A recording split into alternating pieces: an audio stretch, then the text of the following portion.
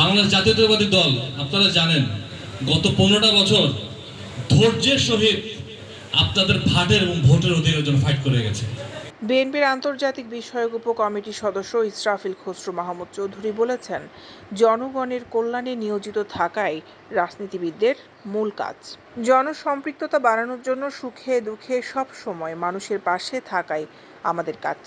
কেননা বিএনপি এমন একটি রাজনৈতিক দল প্রতিষ্ঠাকাল থেকেই জনগণের জন্য কাজ করে যাচ্ছে।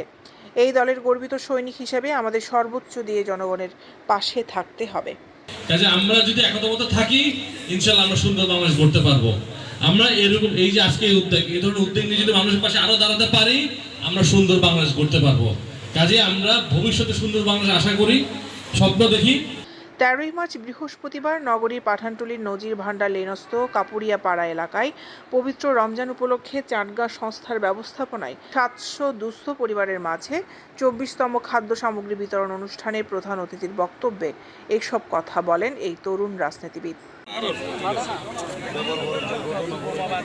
চাটগাঁ সংস্থার সভাপতি ও পাঠানটুলি ওয়ার্ড বিএনপি সভাপতি এস.এম.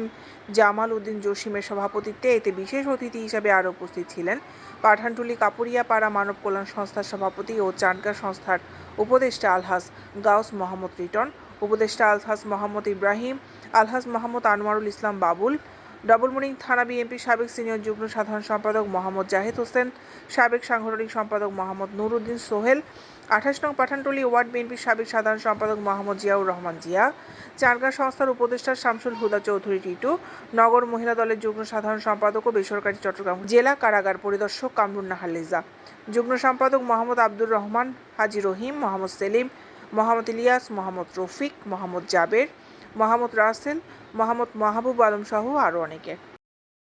দৈনিক আজাদী নিউজ ডেস্ক।